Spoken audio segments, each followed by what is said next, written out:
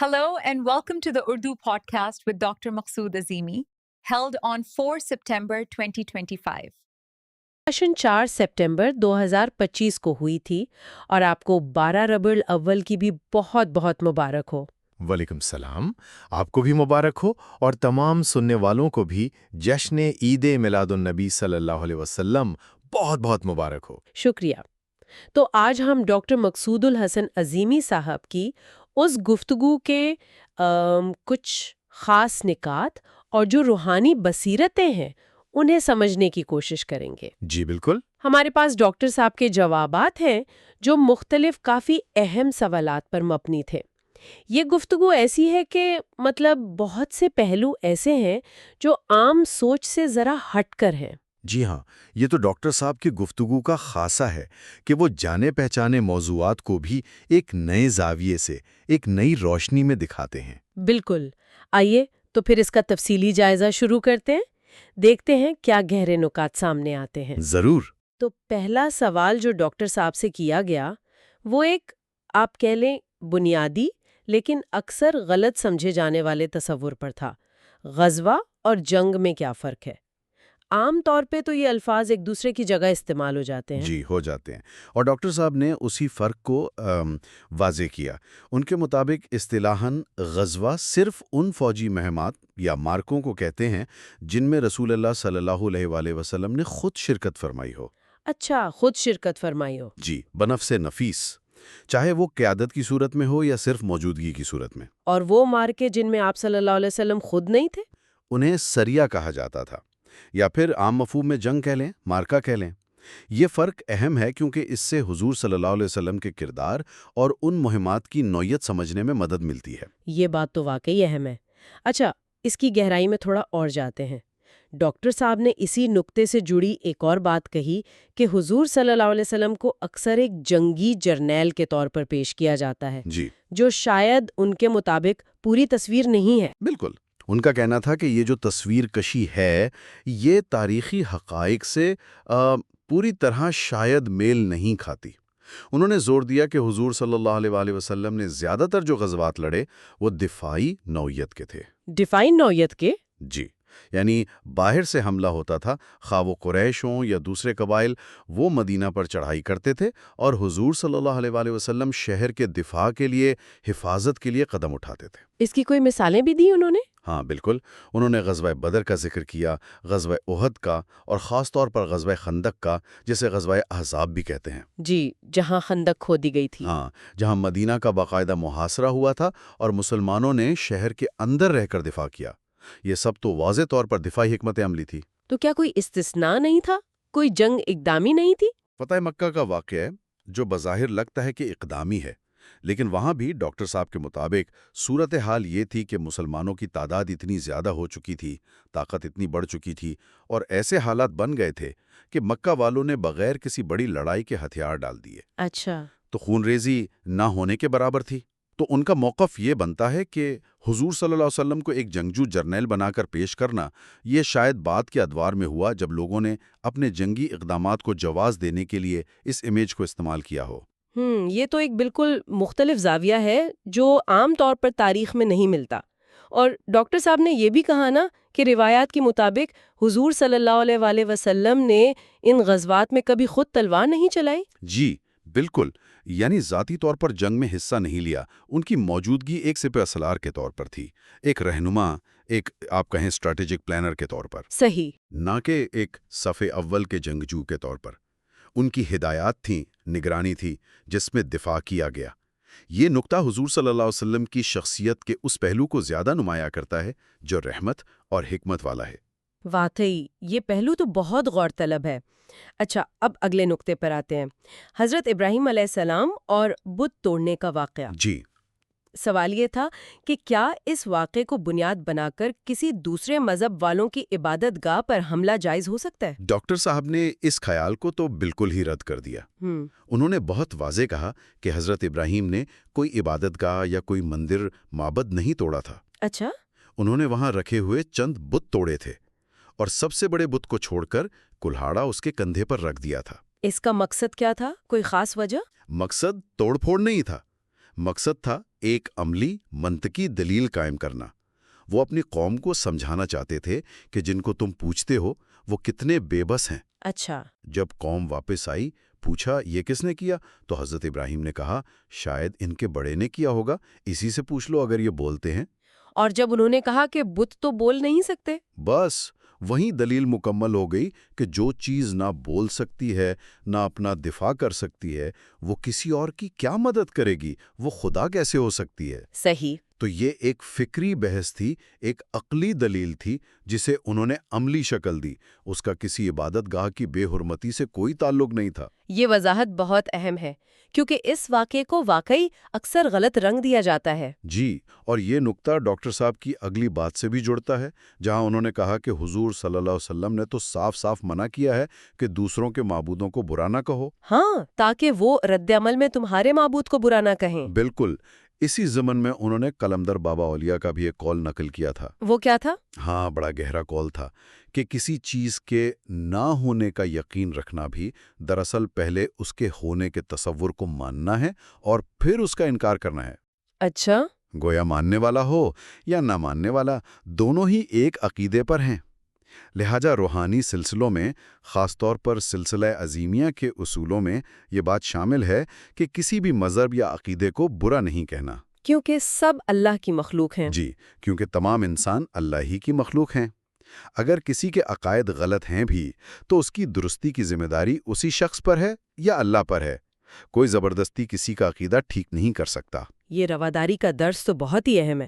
اچھا، اب ایک تاریخی شخصیت کی طرف آتے ہیں، حضرت خالد بن ولید رضی اللہ عنہ۔ جی، سوال یہ تھا کہ وہ غزوہ احد میں مسلمانوں کے خلاف لڑے تھے، تو کیا اس وجہ سے ان کی بعد کی جو عظیم اسلامی خدمات ہیں، سیف اللہ کا لقب ملا، کیا وہ متاثر ہوں گی یا ان کا اثر کم ہو جائے گا؟ ڈاکٹر صاحب نے اس کا جواب قرآن میں توبہ کے تصور کی روشنی میں دیا۔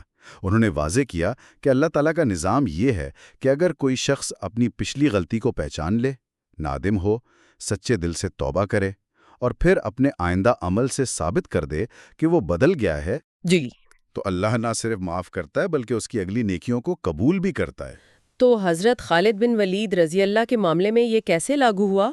جب وہ ایمان لائے، حضور صلی اللہ علیہ وسلم کی خدمت میں حاضر ہوئے، تو حضور صلی اللہ علیہ وسلم نے ان کے ماضی کو نہیں دیکھا، ان کا استقبال کیا، اور نہ صرف استقبال کیا بلکہ ان کی صلاحیتوں کو پہچان کر انہیں سیف اللہ، اللہ کی تلوار کا لقب دیا۔ یہ لقب ہی بہت بڑی بات ہے۔ جی، یہ لقب خود ثبوت ہے کہ ان کی توبہ قبول ہوئی، دربار رسالت صلی اللہ علیہ وسلم سے ان کی توثیق ہو گئی۔ ان کے ماضی کے عمل کفر کے دور کے تھے، جب وہ سمجھے نہیں تھے، جب سمجھ گئے، ایمان لے آئے، تو ان کے سارے کام اسلام کے لیے وقف ہو گئے۔ یہ تو توبہ کی قبولیت اور انسان کے بدلنے کی صلاحیت کا ایک زبردست ثبوت ہے۔ ماضی کی بنیاد پر حال یا مستقبل کو رد نہیں کیا جا سکتا۔ بالکل نہیں، اللہ کا نظام ماضی میں اٹکنے کا نہیں بلکہ حال کی اصلاح اور مستقبل کی تعمیر کا ہے۔ اسی سے جڑا ایک اور دلچسپ سوال تھا، ذاتی روحانی عمل کے بارے میں۔ ایک صاحب نے پوچھا کہ مرشد کریم نے رات کو سونے سے پہلے سیرت پڑھنے کا کہا، لیکن انہیں پڑھ کر نیند نہیں آتی، ذہن اور چلنے لگتا ہے، تو کیا یہ کوئی گڑبڑ ہے؟ ڈاکٹر صاحب نے اس پر مسکرا کر کہا کہ یہ تو پریشانی کی بات نہیں، یہ تو خوشی کی بات ہے۔ اچھا، کیسے؟ انہوں نے حکمت یہ بتائی کہ رات کا وقت عموماً پرسکون ہوتا ہے، دنیا کے کاموں سے فراغت ہوتی ہے۔ اس وقت یکسوئی سے سیرت پڑھ کر جب آپ لیٹتے ہیں تو شعور میں جو باتیں ہوتی ہیں وہ لاشعور میں یعنی سب کانشیس میں منتقل ہونا شروع ہو جاتی ہیں۔ اور اس منتقلی کا فائدہ کیا ہے؟ فائدہ یہ ہے کہ لاشعور ان عظیم کرداروں کو، ان حکمتوں کو، اسوہ حسنہ کو جذب کرتا ہے، اور جب لاشعور ان چیزوں کو قبول کر لیتا ہے تو وہ آہستہ آہستہ آپ کے سوچنے کے انداز کو، آپ کے عمل کو ان کے مطابق ڈھالنا شروع کر دیتا ہے۔ تو نیند نہ آنا؟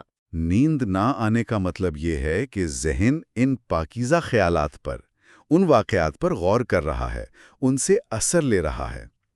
یہ غور و فکر بذات خود ایک بہت قیمتی عمل ہے جو شاید عام نیند سے بھی زیادہ فائدہ مند ہو۔ یہ تو لاشعور کے بیدار ہونے کی نشانی ہے۔ یعنی مقصد صرف پڑھنا نہیں بلکہ جذب کرنا اور غور کرنا ہے۔ نیند نہ آنا اس بات کی علامت ہے کہ یہ عمل ہو رہا ہے۔ عین ممکن ہے۔ یہ تو اچھی خبر ہے کہ ذہن سیرت میں لگ گیا ہے۔ بہت خوب۔ اب ایک اور اہم سوال۔ قلندر بابا اولیاء رحمت اللہ نے اپنے سلسلے والوں کو سیاست میں آنے اور اسلحہ رکھنے سے کیوں منع فرمایا؟ یہ آج کل کچھ عجیب لگ سکتا ہے۔ جی، ڈاکٹر صاحب نے اس کی 2 بنیادی وجہیں بتائیں۔ اسلحہ رکھنے کے بارے میں کہا کہ اس سے انسان کا توکل اللہ پر کمزور پڑ سکتا ہے۔ اچھا۔ حفاظت کے لیے انحصار پھر اسلحے پر ہو جاتا ہے، جبکہ اصل محافظ تو اللہ ہے۔ انہوں نے مثال دی کہ فوجی اسلحے سے لیس ہوتے ہیں پھر بھی گولی لگ جاتی ہے۔ صحیح بات ہے۔ تو معلوم ہوا اصل حفاظت اللہ کی طرف سے ہے، اسلحہ تو بس ایک سبب ہے۔ روحانی راستے پر توکل علی اللہ تو بنیادی چیز ہے۔ اور سیاست سے منع کرنے کی کیا وجہ بتائی؟ سیاست کے بارے میں انہوں نے کہا کہ عام طور پر جو سیاست ہے وہ اکثر ذاتی مفاد، گروہی تعصب اور اقتدار کی کھینچا تانی کا کھیل بن جاتا ہے، جبکہ فقیری یا روحانیت کا راستہ تو نفی ذات کا ہے، یعنی اپنی خواہشات، اپنی انا کو مٹا کر اللہ کے حکم کے تابع ہونا۔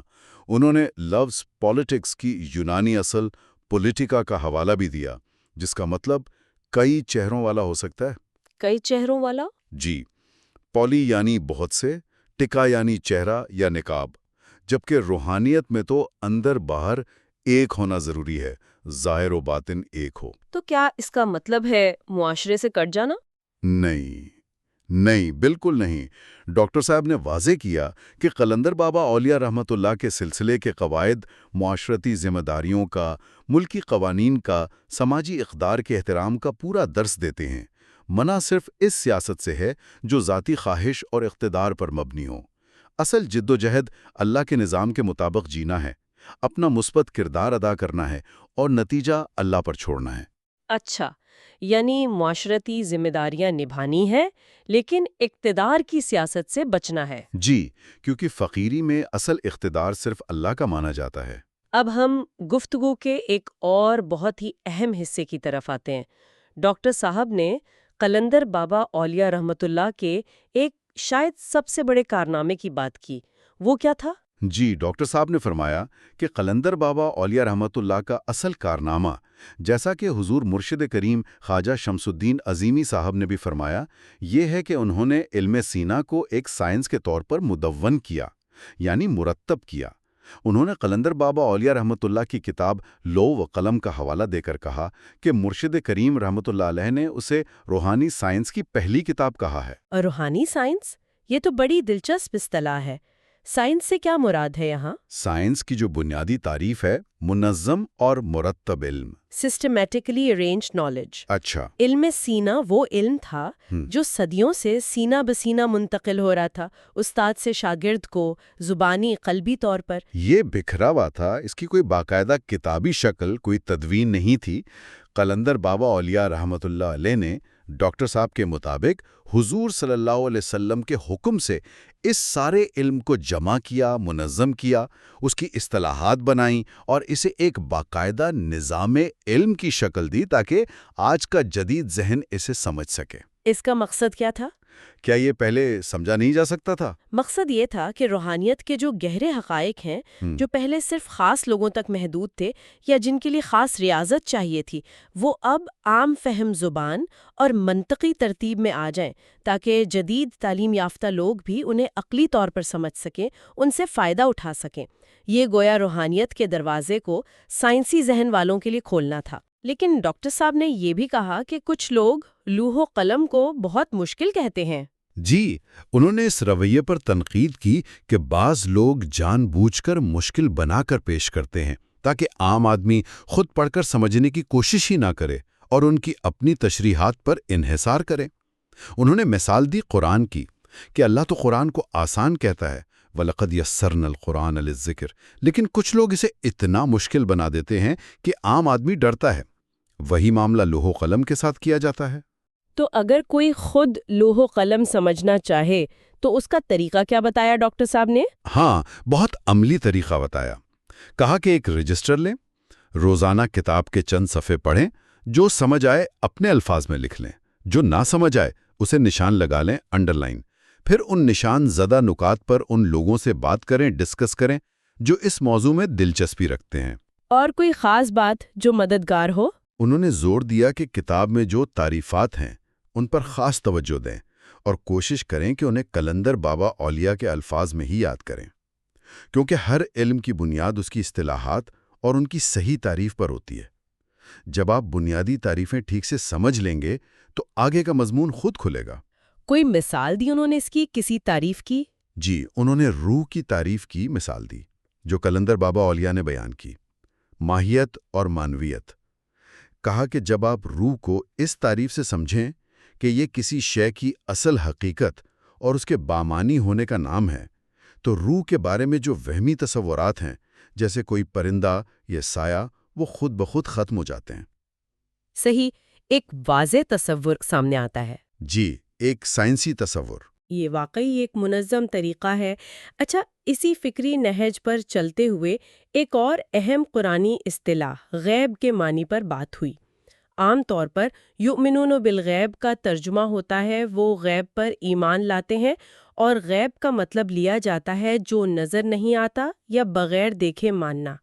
کیا ڈاکٹر صاحب اس سے متفق تھے؟ ڈاکٹر صاحب کا کہنا تھا کہ یہ ترجمہ غیب کے مفہوم کا صرف ایک پہلو ہے اور شاید سب سے اہم پہلو بھی نہیں۔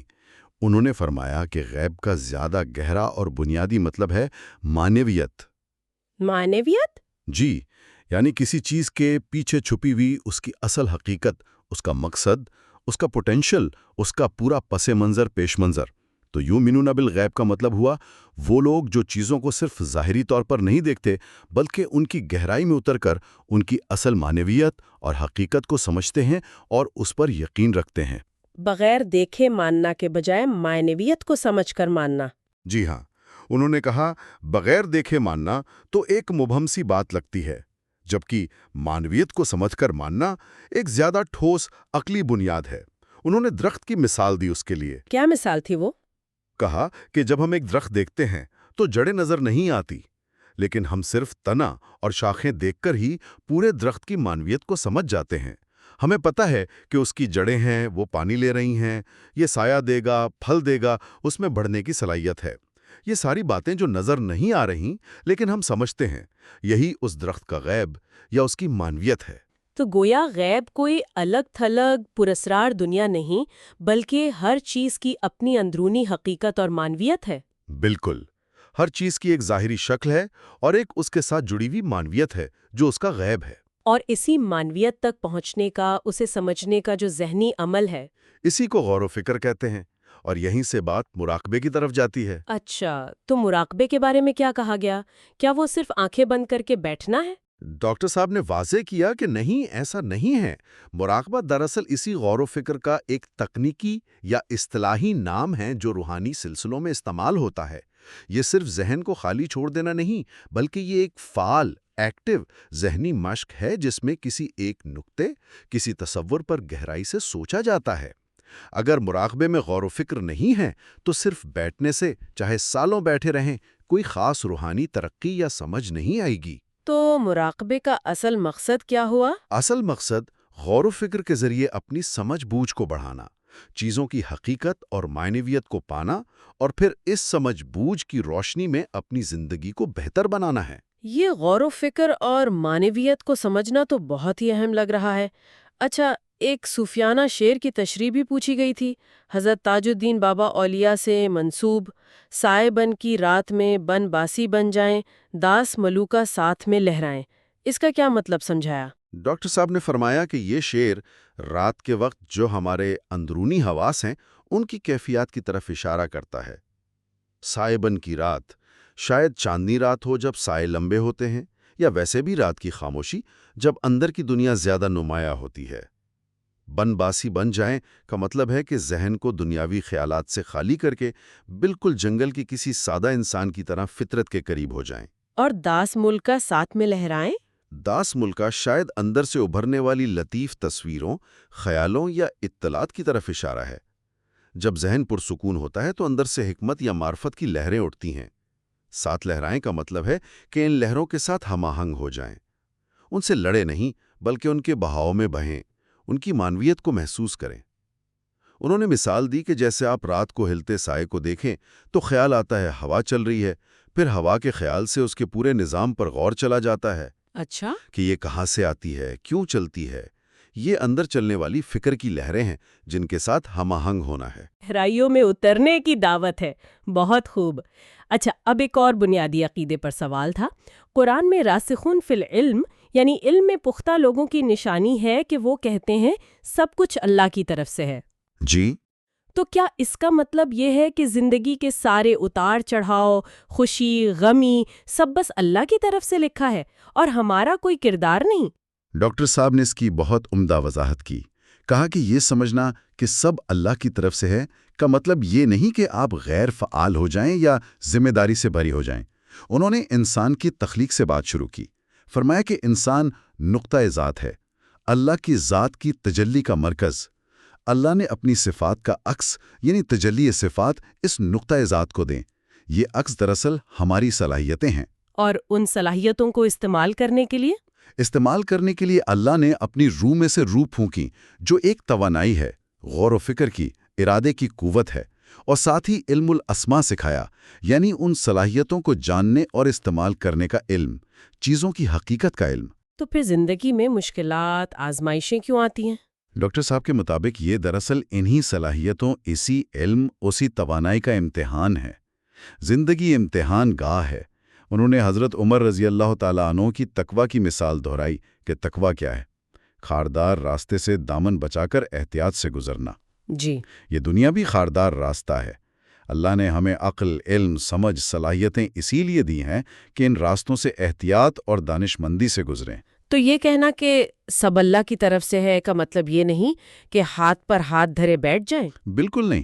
اس کا مطلب ہے کہ جو صلاحیت ملی وہ اللہ کی طرف سے ہے، جو علم ملا وہ اللہ کی طرف سے ہے، جو توانائی ملی اللہ کی طرف سے ہے، جو حالات آئے ان میں بھی اللہ کی حکمت ہے۔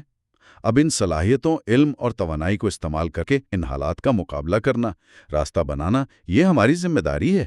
کلندر بابا اولیاء رحمت اللہ علیہ کا قول پھر یاد دلایا کہ ہم حالات کے ہاتھ میں کھلونا ہے۔ یعنی حالات تو آئیں گے۔ جی، ہمیں اپنی صلاحیتوں سے انہیں سنبھالنا ہے، ان سے کھیلنا ہے۔ اگر ہم صلاحیتیں استعمال نہ کریں اور صرف قسمت یا حالات کا رونا روئیں تو یہ اللہ کی نعمتوں کی ناقدری ہے۔ اسی سے نفس مطمئنہ کا تصور بھی جڑتا ہوگا کہ جب انسان اپنی صلاحیتیں استعمال کر کے حالات سے احسن طریقے سے گزرتا ہے۔ جی ہاں، بالکل یہی نقطہ ڈاکٹر صاحب نے بیان کیا۔ فرمایا کہ نفس مطمئنہ کوئی پراسرار چیز نہیں جسے کونے میں بیٹھ کر ڈھونڈنا ہے۔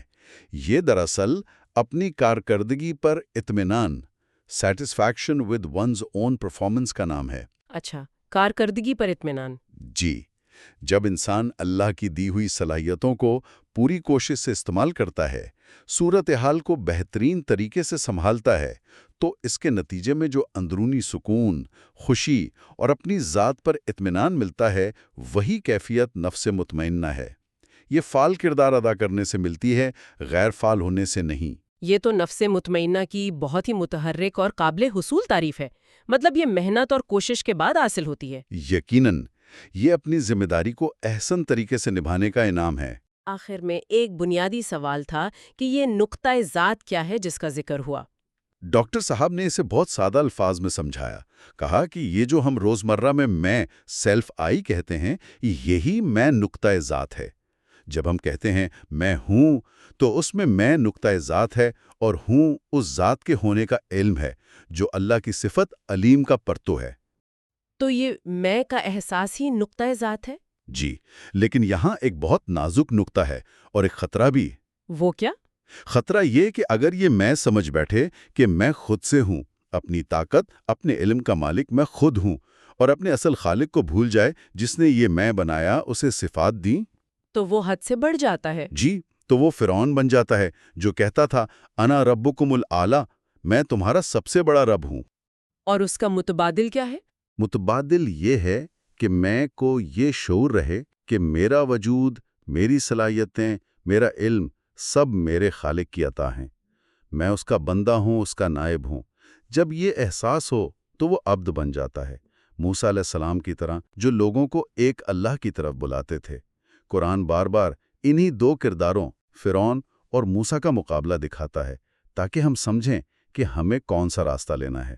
یہ تو انسانی شعور اور اس کی ذمہ داری کی بہت گہری وضاحت ہے۔ بلا شبہ یہ سارے نکات مل کر روحانیت کی ایک بہت مربوط، عملی اور فکری تصویر بناتے ہیں۔ واقعی یہ تھیں ڈاکٹر مقصود الحسن عظیمی صاحب کی اس گفتگو سے چند انتہائی اہم نکات اور بصیرتیں۔ ہر نکتے میں غور و فکر کے کتنے ہی پہلو ہیں، خاص طور پہ غزوے کی درست تفہیم، غیب کا مطلب، معنویت، علم سینا کو سائنس کہنا اور نفس مطمئنہ کی عملی تشریح۔ یہ سب باتیں سوچنے کا انداز بدل سکتی ہیں۔ اور یہ سب باتیں، جیسا آپ نے شروع میں کہا، مرشد کریم قلندر بابا اولیاء اور خواجہ شمس الدین عظیمی صاحب کی تعلیمات کی ہی روشنی میں ہیں۔ چاہتے ہیں لہٰذا مرشد کریم کی تعلیمات کو تصور کرتے ہوئے اس گفتگو کے نکات کو ان لوگوں کے ساتھ ضرور شیئر کریں جو روحانیت کو جاننے کے لیے خواہاں ہیں، روحانیت کے بارے میں سچائی جاننا چاہتے ہیں اور اسے سیکھنا چاہتے ہیں۔ اور ایک خیال جو ہم آج کی گفتگو سے لے کر غور کے لیے چھوڑے جا رہے ہیں، اگر نفس مطمئنہ واقعی اپنی صلاحیتوں کے بہترین استعمال اور اپنی کارکردگی پر اطمینان کا نام ہے، تو ہم اپنی روزمرہ زندگی میں، اپنے چھوٹے بڑے فیصلوں اور اعمال میں اپنی کارکردگی سے حقیقتاً کس حد تک مطمئن ہیں۔ آپ سب کا بہت بہت شکریہ۔ اللہ حافظ۔